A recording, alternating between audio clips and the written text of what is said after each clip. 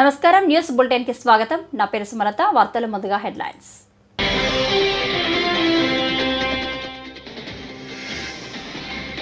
సత్యసాయి ఉద్యోగుల సమస్యలన్నీ పరిష్కరిస్తాం 20 లక్షల రూపాయల చెక్కు అందజేసిన కందుల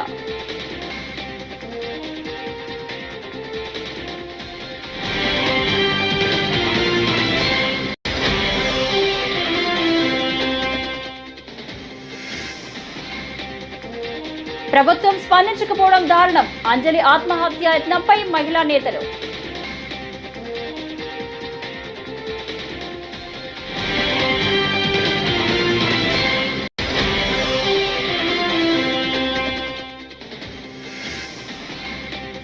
కూటమి ప్రభుత్వంతోనే మహిళల ఆర్థికాభివృద్ధికి 25 మంది మహిళలకు ఎలక్ట్రికల్ బైక్లు పంపిణీ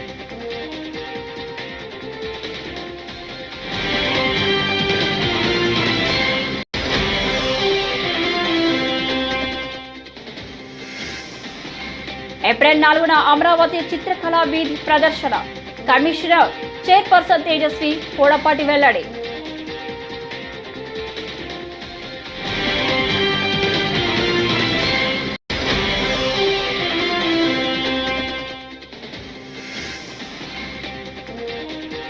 నిరాడంబరంగా మేడపాటి జన్మదిన వేడుకలు నగరంలో విస్తృతంగా సేవా కార్యక్రమాలు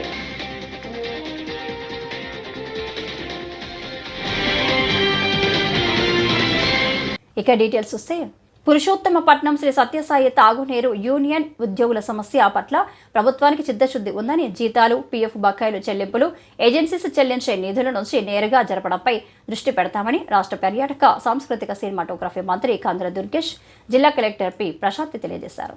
స్థానిక ఆర్ఎన్బి అతిథి గృహంలో Shri Sathya Sai drinking water workers union Purushottampatnam ఉద్యోగ సంఘాల ప్రతినిధులకు 2 నెలల జీతం 20 లక్షల రూపాయల చెక్కును collector P Prashanti MLA Battula బలరామకృష్ణతో కలిసి కందుల దుర్గేష్ అందజేశారు.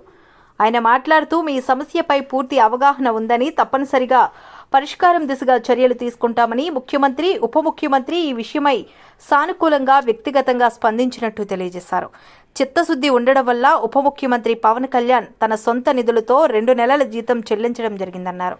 మీ సమస్య పరిష్కారం కోసం ఉప ముఖ్యమంత్రి కార్యాలయం నుంచి సానుకూలత వ్యక్తం కావడం జీతభత్యాల చెల్లింపులకు అవసరమైన 20 లక్షల రూపాయలు చెల్లించడం జరిగిందన్నారు.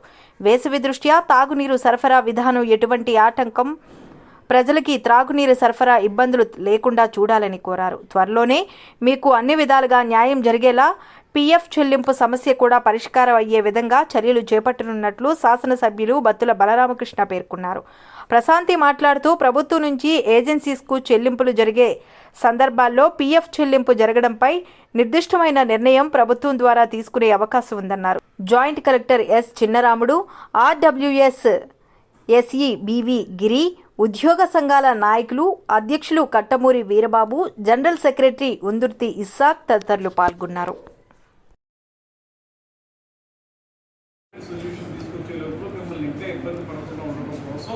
పవన్ కళ్యాణ్ గారు ఆయన సొంత డబ్బుని 2 నెలలు జీతాలు మీకు ఇస్తున్నారు.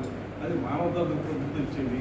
దీన్ని బుక్ తీసుకోండి. ఈ నెలలో ఈ గారు కూడా చెప్తున్నారు కదా, మనం ఏప్రిల్ నెలలో దాన్ని మొత్తానికి సొల్యూషన్ తీసుకొచ్చి మీకు మొత్తం వచ్చేలా చేయాలి. అది తప్పనిసరిగా కంప్లీట్ క్లోజ్ అవుతుంది, ప్రాబ్లం క్లోజ్ అవుతుంది.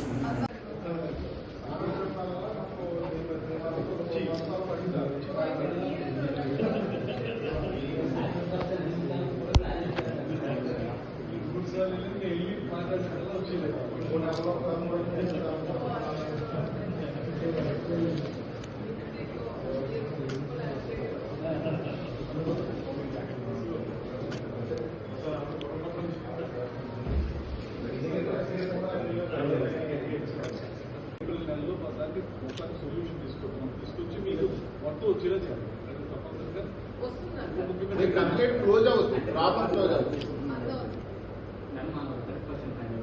ఈ 20 లక్షలు కాంట్రాక్ట్ ఇస్తారు కాబట్టి కాంట్రాక్ట్గా ఏర్పాటు చేయండి. ఎందుకంటే మాకు ఇప్పుడు అదన్నీ వస్తే ముందు డబ్బులు ఏమైనా జరిగితే ఇబ్బంది లేకుండా ఇన్సూరెన్స్ క్లెయిమ్ చేసుకోవడం. రాజమహేంద్రవరం కిమ్స్ బొల్లినేని హాస్పిటల్లో చావు బతుకుల మధ్య ఉన్న అంజలి ఆత్మహత్యకు కారణమైన దీపక్పై ఎందుకు ఇంతవరకు రేప్ కేసు నమోదు చేయలేదని మహిళా సంఘాలు ఐక్యవేదిక నాయకులు ప్రశ్నించారు. ఆ కుటుంబానికి న్యాయం జరిగే వరకు అండగా ఉంటామని భరోసా ఇచ్చారు. ఒక అభాగ్యురాలు ఫార్మాసిస్ట్గా పనిచేస్తూ అదే ఆసుపత్రిలో పనిచేస్తున్న ఉద్యోగి చేతిలో మోసపోయి ఆత్మహత్య ప్రయత్నం చేస్తే సీఎం చంద్రబాబు నాయుడు, ఉప ముఖ్యమంత్రి పవన్ కళ్యాణ్, హోంమంత్రి వంగలపూడి అనిత ఎంతవరకు ఎందుకు స్పందించలేకపోయారని మహిళా నేతలు నిలదీశారు. శుక్రవారం బొల్లినేని ఆసుపత్రిలో చికిత్స పొందుతున్న అంజలి ఆరోగ్య పరిస్థితిని పరిశీలించి వైద్యులతో మాట్లాడారు. ఈ బృందంలో ఉన్న కాంగ్రెస్ వర్కింగ్ ప్రెసిడెంట్ శుంకర్ పద్మశ్రీ, ఐద్వా రాష్ట్ర నాయకురాలు రమాదేవి మాట్లాడుతూ ఆమె ఈ దుస్థితిని కారణమైన అతడిపై ఎందుకు కఠినంగా శిక్షలు పడేలా కేసులు నమోదు చేయలేదని ప్రశ్నించారు. ఇతర విషయాలపై వెంటనే స్పందించేవారు అంజలి విషయంలో మాత్రం ఎందుకు స్పందించలేదని నిలదీశారు. అతడిపై విచారణకు ఫాస్ట్ ట్రాక్ కోర్టు ఏర్పాటు చేసి విచారణ వేగవంతం చేయాలని డిమాండ్ చేశారు. ప్రభుత్వం వెంటనే స్పందించి మంచి వైద్య నిపుణుల బృందంతో మాట్లాడి ఆమెకు చికిత్స అందించే విధంగా అవసరమైతే విదేశాలకు పంపించేందుకు కూడా సహకరించాలని కోరారు. ఆ పేద కుటుంబాన్ని ఆదుకోవడానికి కూడా కూటమి ప్రభుత్వం ముందుకు రాలేదని ఆగ్రహం వ్యక్తం చేశారు. ఆమె వైద్యానికి పూర్తి బాధ్యత ఆసుపత్రి యాజమాన్యమే వహించాలని స్పష్టం చేశారు. వారి వెంట ఎన్ఎఫ్డబ్ల్యూ రాష్ట్ర నాయకురాలు యామిని, ఐద్వా జిల్లా అధ్యక్షురాలు టి తులసి, జరీనా షరీఫ్ తదితరులు ఉన్నారు.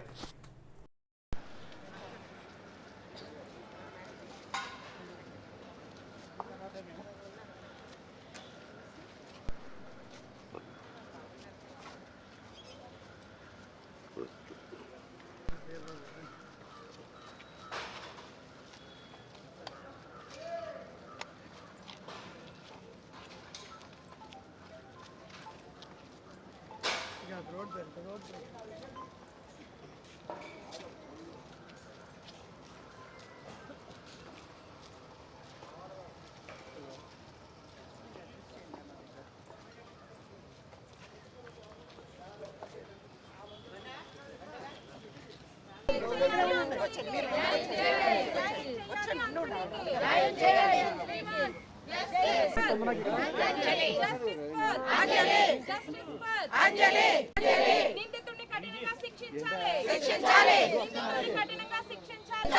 రేప్ కేసు కూడా చేర్చాలి. ఎఫ్ఐఆర్ లో రేప్ సెక్షన్ కూడా పెట్టాలి. సాక్ష్యాలన్నింటినీ తారుమారు చేయడానికి పూనుకున్నటువంటి అతన్ని ఫాస్ట్ ట్రాక్ విచారణ చేసి కఠినంగా శిక్షించాలి. Justice for girls in Andhra Pradesh. ఎవరుంటున్నారు ఈ అమ్మాయి ఉన్న దగ్గర? అతనికి సంబంధించినటువంటి ఆఫీసు. మరొక ప్లాట్ వేకెంట్గా ఉంటుంది. ఇంకో ప్లాట్లో ఇద్దరు అమ్మాయిలు, ఈ అమ్మాయి ముగ్గురు కలిసి ఉంటున్నారు. ఈ అమ్మాయిని, హాస్టల్లో ఉండేటటువంటి అమ్మాయిని నచ్చ చెప్పి ఒప్పించి తల్లిదండ్రులతో కూడా సంబంధాలు పెట్టుకొని నేను గొప్పవాడిని అని చెప్పేసి ప్రిటెండ్ చేస్తూ ఆ పిల్ల జీవితాన్ని బలి తీసుకున్నటువంటి అతను, సాక్ష్యాల్ని రూపుమాపడానికి ప్రయత్నం చేసినటువంటి అతని మీద బెయిలబుల్ సెక్షన్స్, నాన్ బెయిలబుల్ పెట్టినా కూడా సీరియస్గా పెట్టలేదని చెప్పేసి మేము భావిస్తూ ఉన్నాం. రేప్ కేసు తక్షణం సెక్షన్ 63 BNS కింద పెట్టాల్సినటువంటి అవసరం ఉందని చెప్పేసి మేము అడుగుతూ ఉన్నాం. అంతేకాదు రాష్ట్ర ప్రభుత్వం తక్షణం స్పందించాలా, ముఖ్యమంత్రి స్పందించాలా. చాలా చిన్న విషయాల మీద కూడా ఆయన ట్వీట్ చేస్తుంటారు. టూరిజం మీద ట్వీట్ చేయడానికి ఆయనకి తీరికుంది తప్ప ఒక ఆడపిల్ల బలవుతుంటే ఆయనకి ట్వీట్ చేయడానికి తీరిక దొరకలేదా అని చెప్పేసి మేము అడుగుతున్నాం. హోమ్ మినిస్టర్ గారు సందర్శించాలా, ఆమె నోటికి కూడా తాళం వేసిందా ఈ ప్రభుత్వం అని చెప్పేసి అడుగుతున్నాం. రోజులుగా ఇక్కడ హాస్పిటల్ బయట పడిగాపులు పడుతూ ఏం చేయాలో అర్థం కాక నా బిడ్డని బ్రతికించండి అని చెప్పి ఆ అమ్మాయికి చెందినటువంటి మేనత్తలు కానీ కుటుంబ సభ్యులందరూ కూడా హృదయ విరాధకంగా ఏడుస్తున్నా కూడా ఇప్పటివరకు మీకు తీరికలేదా? ఏం ముఖ్యమంత్రి గారు ఎందుకు 100 కిలోమీటర్ల దూరంలో పాయకరావుపేట నియోజకవర్గం మన రాష్ట్ర హోంమంత్రి. దౌర్భాగ్యం ఏంటంటే విజయవాడ నుంచి మేము ఇక్కడికి రాగలిగాం. 23వ తారీఖున ఆడబిడ్డ ఈ ప్రాణాలు తీసుకునే పరిస్థితికి వస్తే 24వ తారీఖున చాలా బ్రహ్మాండంగా పుట్టినరోజుల వేడుకలు జరుపుకుంది. కానీ ఇప్పటి వరకు కూడా ఆడబిడ్డని చూడటానికి ఆమెకు తీరికలేదు. మీరు అధికారంలోకి రాకముందు ఎక్కడ పడితే అక్కడ ఏ చిన్న ఇన్సిడెంట్ జరిగినా కానీ మాతో పాటు కలిసి వచ్చారుగా రోడ్డు మీదకి.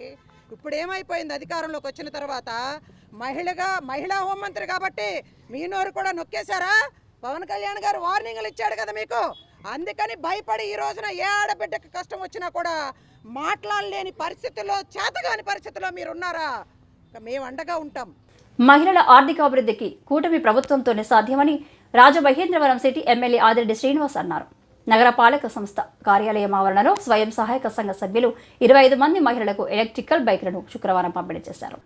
అనంతరం ఎమ్మెల్యే ఆదిరెడ్డి శ్రీనివాస్, కమిషనర్ కేతన్ గార్గ్ మాట్లాడుతూ స్వయం సహాయక సభ్యుల కుటుంబ సభ్యుల జీవనోపాధి మెరుగు కోసం మెప్మా ద్వారా ర్యాపిడో భాగస్వామ్యంతో వివిధ బ్యాంకుల ద్వారా రుణ సదుపాయంతో వీటిని పంపిణీ చేయడం జరుగుతుందన్నారు. ఈ కార్యక్రమాన్ని కూటమి ప్రభుత్వం పైలట్ ప్రాజెక్టుగా రాష్ట్రంలో విశాఖపట్నంలో 400, విజయవాడలో 400, నెల్లూరుకి 50, గుంటూరుకు 50, కర్నూలు, తిరుపతి, కాకినాడ, రాజమండ్రి పట్టణాలకు 25 చొప్పున మొత్తం 1000 మందికి ఈ ఎలక్ట్రికల్ బైకులను పంపిణీ చేయడం జరిగిందన్నారు. మహిళా సాధికారత, వారి స్వయం ఉపాధి, జీవనోపాధి కోసం రాష్ట్ర ప్రభుత్వం అధిక ప్రాధాన్యత ఇస్తుందన్నారు. కూటమి ప్రభుత్వం డ్వాక్రా సంఘాలను ప్రోత్సహిస్తుందని, ఇచ్చిన ఎన్నికల హామీలను నెరవేరుస్తుందన్నారు. దానిలో భాగంగానే 3 ఉచిత గ్యాస్ సిలిండర్ల పథకంలో భాగంగా గత ఏడాది దీపావళి నుంచి ప్రారంభించి ఒక గ్యాస్ సిలిండర్ను కూడా అందించడం జరిగిందని గుర్తు చేశారు. మహిళల భద్రతకు ఇప్పటికే ప్రభుత్వం శక్తి యాప్ను అందుబాటులోకి తీసుకొచ్చిందన్నారు. మహిళా రైడర్లు SOS శక్తి యాప్లను సద్వినియోగం చేసుకోవాలని సూచించారు. ఈ కార్యక్రమంలో తెలుగుదేశం పార్టీ నాయకులు, నగరపాలక సంస్థ అధికారులు, సిబ్బంది తదితరులు పాల్గొన్నారు.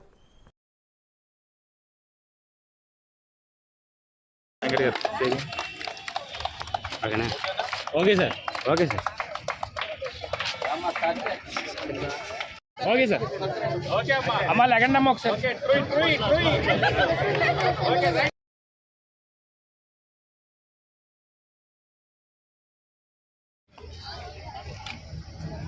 సార్ పొలంలో వచ్చారు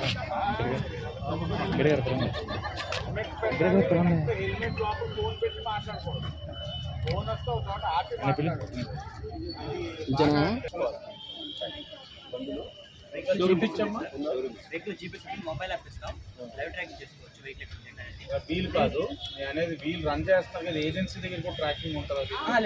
మీరు ఫోన్ లో ఉంటుంది కదా యాప్, సూపర్ గా ఉంటుంది. మీకు ఉమెన్ కదమ్మా, 25 మంది మీరు ట్రాకింగ్ నీకు కంపల్సరీ రికార్డెడ్ గా ఉంటుంది. ఈవెన్ చిన్న ఎగ్జాంపుల్ చెప్తాను సార్. మేడం ఎవరన్నా కూడా వాళ్ళు రైడ్ బుక్ చేసుకున్న తర్వాత యాజ్ ఏ కస్టమర్ బుక్ చేసుకున్న తర్వాత డ్రాప్ అయిన తర్వాత మా ప్యాకేజ్ నుంచి కాల్ అవుతుంది. డ్రాప్ అయ్యారా లేదా కంపల్సరీగా ట్రాకింగ్ అనేది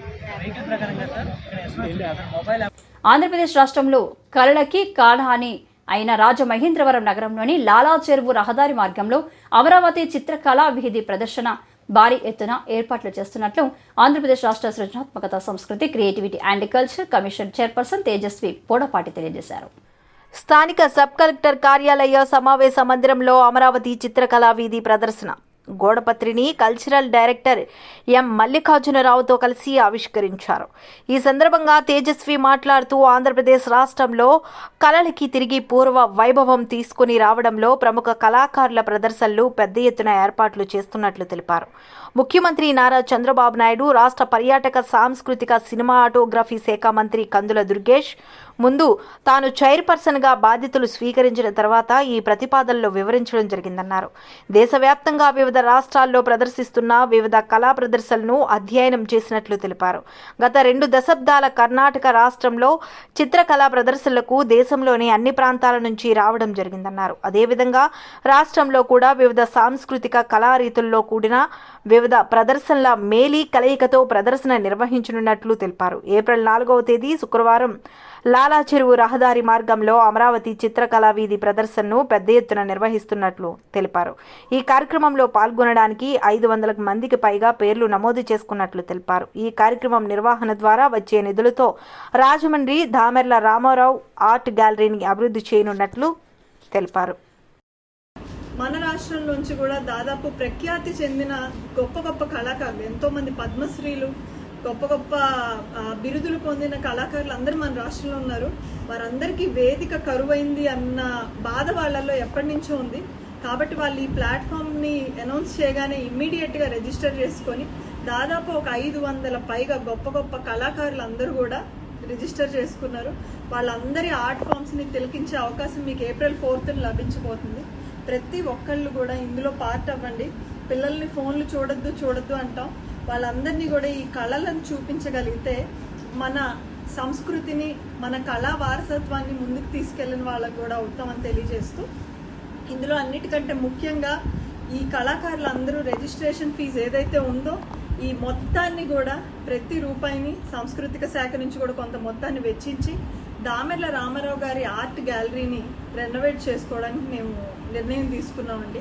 అది రెనోవేట్ చేసి కళాకారులకి ఒక శాశ్వతమైన ఒక మంచి వేదికను కల్పించడానికి సాంస్కృతిక శాఖ రేపు కృషి చేయబోతుంది. కాబట్టి ఇది ఒక్కరోజు ఆర్ట్ ఎగ్జిబిషన్ చేసి ఏదో పక్కన పెట్టేద్దాం అన్నట్టు కాదు, ఇది ప్రతి సంవత్సరం కూడా ఈ ఆర్ట్ ఎగ్జిబిషన్ మేము ముందుకు తీసుకెళ్తాం. ఆంధ్రప్రదేశ్ని ఒక కల్చరల్ హబ్గా దేశం మొత్తంలో మేము విస్తారంగా ప్రచారం చేసేందుకు ఇది ఒక మొదటి ప్రయత్నంగా మేము తెలియజేస్తూ కళా ప్రేమికులందరూ కూడా ఇది ఒక గొప్ప అవకాశం అండి. మీకు అక్కడ స్కల్ప్చర్స్ కానివ్వండి, హ్యాండీక్రాఫ్ట్స్ కానివ్వండి, కలంకారీ, మన కొండపల్లి ఏటికొప్పాక, అదేవిధంగా సవర పెయింటింగ్స్, ఇలాగ అనేక రకాలుగా మన రాష్ట్రంలో పుట్టిన ఆర్ట్స్ అన్నిటినీ మీరు తిలకించే ఒక గొప్ప అవకాశం, మన సంస్కృతి సంప్రదాయాలు మన కళల్ని సెలబ్రేట్ చేసుకునే ఒక గొప్ప అవకాశం. కాబట్టి ప్రతి ఒక్కళ్ళు రావాలి. అదేవిధంగా దీన్ని మన ఉప ముఖ్యమంత్రి వర్యులు పవన్ కళ్యాణ్ గారి దృష్టికి తీసుకెళ్ళాం. వారు కూడా దీన్ని అభినందిస్తూ దీనికి ప్రోత్సాహాన్ని ఇస్తూ తప్పక వారు కూడా ఇందులో భాగస్వాములు అవుతానని, ఆ రోజు వస్తానని కూడా తెలియజేయడం జరిగింది. ఇది చాలా ఆనందదాయకమైన విషయం. వారితో పాటుగా మన డిప్యూటీ స్పీకర్ కనుమూరి రఘురామకృష్ణంరాజు గారు కూడా వస్తానని తెలియజేయడం జరిగింది. మా సాంస్కృతిక మంత్రివర్యులు ఖచ్చితంగా దీనికి పూర్తి సహకారం వారిది ఉంది. అదేవిధంగా ఇక్కడ మనకి రాజమండ్రికి సంబంధించి ఎంపీ పురంధరేశ్వరి గారు కానివ్వండి, ఆదిరెడ్డి వాసు గారు కానివ్వండి, అదేవిధంగా బుచ్చే చౌదరి గారు, రుడా చైర్పర్సన్ బొడ్డు వెంకటరమణ చౌదరి గారు, అదేవిధంగా ఈస్ట్ గోదావరి వెస్ట్ గోదావరిలో ఉన్న ఎమ్మెల్యేలు లీడర్స్ అందరూ కూడా వారి యొక్క సంపూర్ణ సహకారాన్ని ఈ ప్రోగ్రాంకి అందిస్తున్నారు. మన కలెక్టర్ గారు, ఎస్పీ గారు, మున్సిపల్ కమిషనర్ గారు, లోకల్ అడ్మినిస్ట్రేషన్ అందరూ కూడా ఆంధ్రప్రదేశ్ను ఒక కల్చరల్ హబ్గా తయారు చేసే ఈ ప్రయత్నంలో వారి భాగస్వామ్యం అవుతామని, వాళ్ళ సంపూర్ణ సహకారాలు అందిస్తామని తెలియజేయడం మా అందరికీ చాలా ఆనందంగా ఉందండి.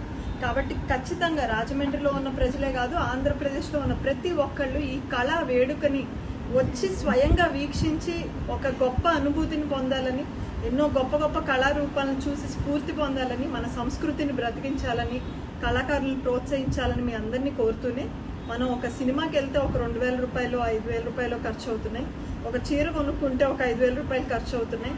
అదే కనుక మీరు ఇక్కడికి వచ్చి ఒక ఆర్ట్ పీస్ని కనుక కొనుగోలు చేస్తే ఒక కళాకారుడికి ఎంతో ప్రోత్సాహం అందించిన వాళ్ళు అవుతారు. ఎంతో పాజిటివ్గా ఎంతో ప్రేమతో వేసిన ఒక ఆర్ట్ పీస్ని మీ ఇంటికి తీసుకెళ్ళి పెట్టుకోవడం వల్ల దాని వాల్యూ పెరుగుతుందే కానీ ఎప్పటికీ ఆర్ట్ వాల్యూ తగ్గదు. ఏపీ హౌసింగ్ కార్పొరేషన్ మాజీ చైర్పర్సన్, రుడా మాజీ చైర్పర్సన్, వైఎస్ఆర్సీపీ సీనియర్ నాయకురాలు మేడపాటి షర్మిలారెడ్డి జన్మదిన వేడుకలు శుక్రవారం రాజమహేంద్రవరం నగరంలో నిరాడంబరంగా జరిగాయి.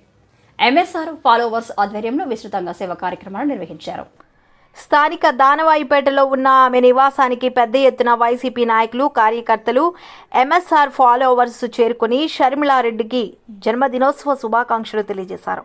అక్కడ నుంచి స్థానిక జాంపేట ఆజాద్ చౌక్లో జాంపేట ఫ్రెండ్స్ సర్కిల్ ఆధ్వర్యంలో రంజాన్ సందర్భంగా ముస్లిం మహిళలకు తోఫా పంపిణీ చేశారు.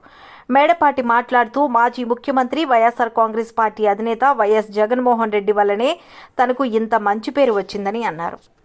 తన పుట్టినరోజును ఈ విధంగా పార్టీ నాయకులు, అభిమానులు సేవా కార్యక్రమాలతో నిర్వహిస్తున్నారంటే జగన్మోహన్ రెడ్డి మా అందరికీ స్ఫూర్తి అన్నారు. పార్టీ నాయకులు, కార్యకర్తల అభిమానం ఎన్నటికీ మరువలేనిదని కృతజ్ఞతలు తెలిపారు. అనంతరం స్థానిక గణేష్ చౌక్ రైతు బజార్ వద్ద BC Yuvasena state working president 32వ డివిజన్ వైఎస్ఆర్సీపీ అధ్యక్షుడు బూడిద శరత్ కుమార్ ఆధ్వర్యంలో రాజాన కన్నారావు, సుబ్బలక్ష్మి జ్ఞాపకార్థం ఏర్పాటు చేసిన చలివేంద్రాన్ని మేడపాటి షర్మిలారెడ్డి జన్మదినోత్సవాన్ని పురస్కరించుకుని ఆమె చేతుల మీదుగా ప్రారంభించి స్థానిక ప్రజలకు, వాహన చోదకులకు మజ్జిగ పంపిణీ చేశారు. ఇటువంటి మంచి కార్యక్రమాన్ని నిర్వహించిన శరత్ను అభినందించారు.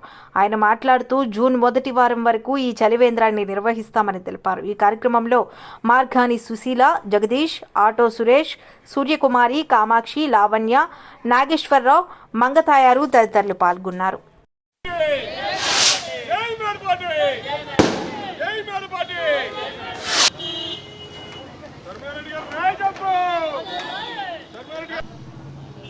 ఓకే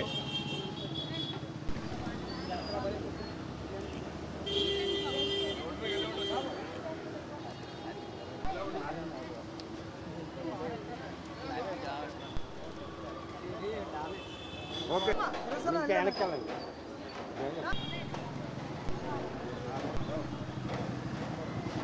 ఈ రోజున నా పుట్టినరోజు అంగరంగ వైభవంగా మరి ఎంఎస్ఆర్ ఫాలోవర్స్ ఆధ్వర్యంలో అన్ని వార్డుల్లో కూడా మరి మా ఫాలోవర్స్ అదేవిధంగా జగన్ గారి అభిమానులు చాలా బాగా చేస్తున్నారు. ఈరోజు చాలా ఆనందంగా ఉంది.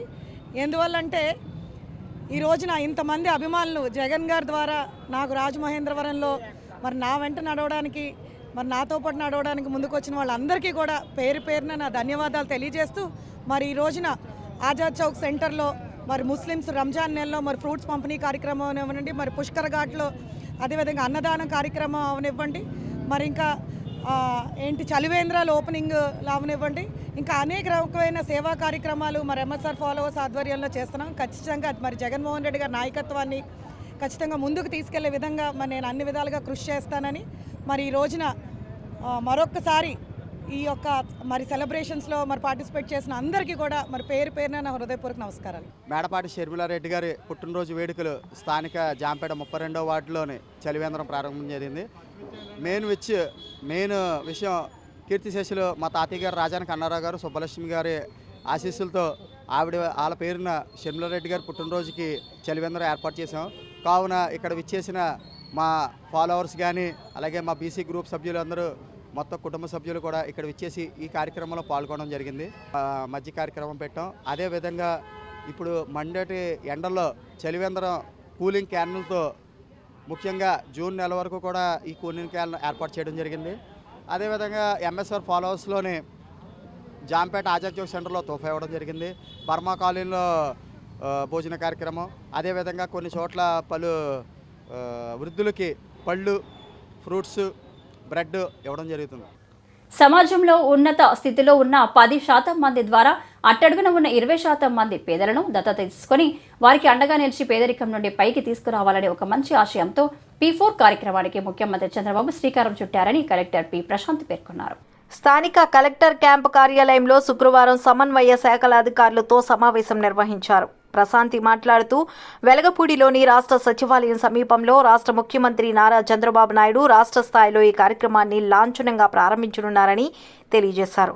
ప్రభుత్వ, ప్రైవేట్, ప్రజల భాగస్వామ్యంతో సమాజంలోని పేదరిక నిర్మూలనే లక్ష్యంగా P4 విధానంపై ప్రభుత్వం ప్రజల నుంచి సూచనలు, సలహాలు స్వీకరించడం జరుగుతుందన్నారు. ప్రారంభోత్సవ కార్యక్రమానికి ఉగాది రోజున జిల్లా నుంచి స్వయం సహాయక సంఘాలు, విద్యార్థులు, రైతులు, ఉపాధి కూలీలకు P4 పై వివరించి ఆహ్వానించి ప్రత్యేక బస్సుల ద్వారా వారిని అమరావతి P4 ప్రారంభోత్సవ వేదిక వద్దకు తీసుకురావాల్సి ఉంటుందన్నారు. ఇందుకు అవసరమైన ఆర్టీసీ బస్సులను 2 డ్రైవర్లను సిద్ధం చేసుకోవాలని ఆదేశించారు. జాయింట్ కలెక్టర్ ఎస్ చిన్నరాముడు, అదనపు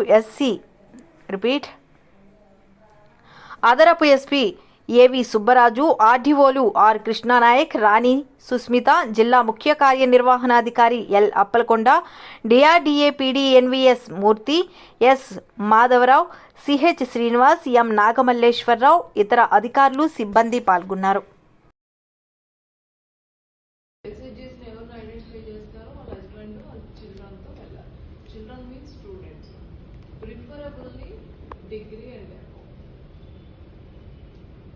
ఎగ్జామ్స్ ఉన్న వాళ్ళని కూడా ఎక్కించుకోండి.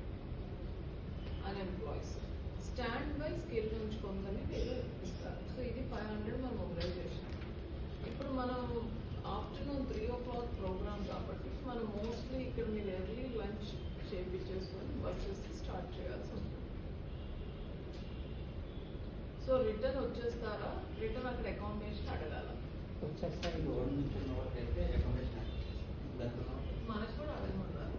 సో మనకి 7కి ప్రోగ్రామ్ ఉంటున్నారు. But mostly we may expect that 8 అవుతుంది. సో మన దగ్గరకు వచ్చేటప్పటికి 11-11:30 అవుతుంది. ఆ టైం ఓకే అనుకుంటే మనం అకామిడేషన్ అడగాల్సి అవసరం. ఇఫ్ యూ వాంట్ లేడీస్ తీసుకెళ్తున్నప్పుడు కొంచెం మనుషులు సెక్షన్ చెప్తారు. అందుకే పోలీస్ ఉన్నారు కదా. సో పోలీస్ ఉన్నారు కాబట్టి మనం అలా తర్వాత డ్రైవర్స్ని ఇద్దరిని పెట్టుకోమన్నారు. వెళ్ళేటప్పుడు ఒకరు, వచ్చేటప్పుడు ఒకరులా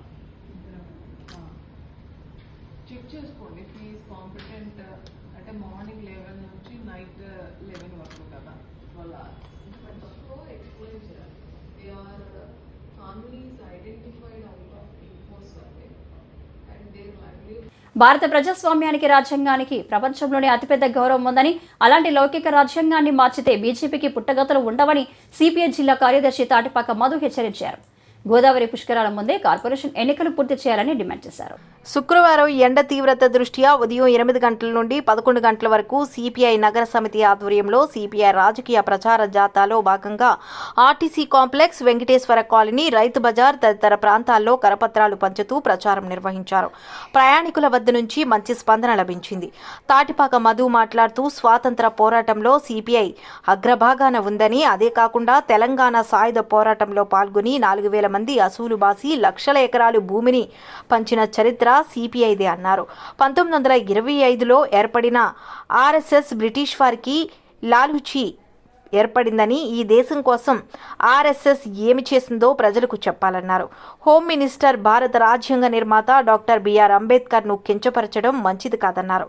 సిపిఐ నగర కార్యదర్శి వి కొండలరావు, కోనసీమ జిల్లా ఏఐఎఫ్ఎఫ్ జిల్లా ప్రధాన కార్యదర్శి B Ravi, CPI town committee సభ్యులు P Lavanya, CH Sunila, T Nageswararao, P Trimurthulu, K Appalanaidu, Venkatrao, Balakrishna, Akkamma తదితరులు పాల్గొన్నారు.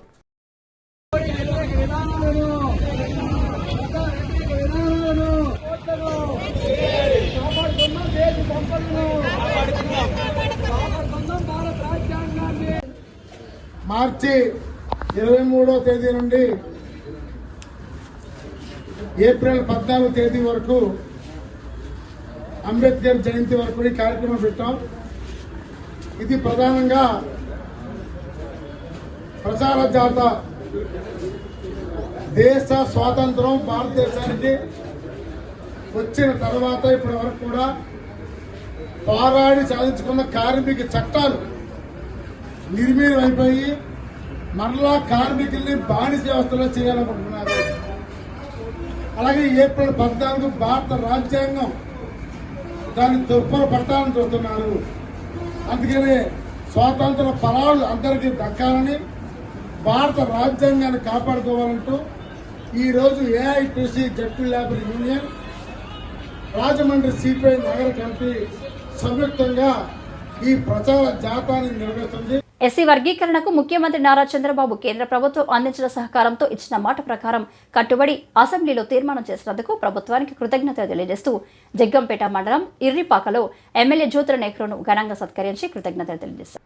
ఈ సందర్భంగా కాకినాడ జిల్లా టీడీపీ ఎస్సీ సెల్ కార్యనిర్వహణ కార్యదర్శి దారా యేసురత్నం మాట్లాడుతూ మందాకృష్ణ మాదిగా 30 సంవత్సరాల సుదీర్ఘ పోరాటం ఫలితంగా వర్గీకరణ జరిగిందన్నారు. దీనికి ఆద్యుడు ముఖ్యమంత్రి నారా చంద్రబాబు నాయుడు అన్నారు. ఈ సందర్భంగా ప్రభుత్వానికి కృతజ్ఞతలు తెలియజేస్తూ జ్యోతుల నెహ్రూ సత్కరించుకున్నామని, ఆయన పూర్తి స్థాయిలో సహాయ సహకారాలు అందించినందుకు జగ్గంపేట నియోజకవర్గ ఎంఆర్పీఎస్ నాయకులు తరపున ప్రత్యేకమైన ధన్యవాదాలు తెలియజేసుకుంటున్నామని తెలిపారు. ఎంఆర్పీఎస్ రాష్ట్ర కార్యదర్శి మాదిగా కాకాడ నోకరాజు మాదిగా, దూలపల్లి వెంకటరమణ మాదిగా, చీకట్ల నాగరాజు మాదిగా, ఆరుగొల్లు పండు మాదిగా, దారా సుందర్రావు మాదిగా, మిట్టపల్లి సుధీర్ మాదిగా, ఆకుమర్తి సాల్మాన్ రాజు మాదిగా, ప్రసాద్ మాదిగా, ఎర్రంపాలెం సర్పంచ్ బాదంపూడి ప్రకాష్ మాదిగా, గోకవరం మండల ఎస్సీ సెల్ అధ్యక్షులు మోర్తా చిట్టిబాబు, వెదురుపాక మాజీ సర్పంచ్ బొట్ట రామకృష్ణ, చీకట్ల రాజు తదితరులు పాల్గొన్నారు.